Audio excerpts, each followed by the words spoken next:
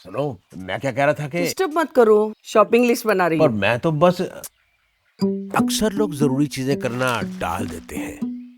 जैसे मैंने अपनी मिसेस को आज तक आई लव यू नहीं बोला। उस जमाने में कहाँ होती थी ये सब बातें। कई बार ट्राई किया पर कह नहीं पाया। वो कहती है ना, practice makes a man perfect. I love you, I love you, I love you, I love you. फिर एक दिन मैंने ठान ली कि अब बोल दूंगा। सुनो, हम्म? मामा कहना चाहता था कि क्या? यही ना, आई लव यू।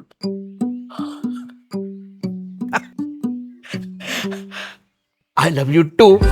बातों की यही तो बात है, एक कदम से होती इनकी शुरुआत है। चाहे बातें प्यार की हों या निवेश की, स्टार्ट योर जर्नी टुडे।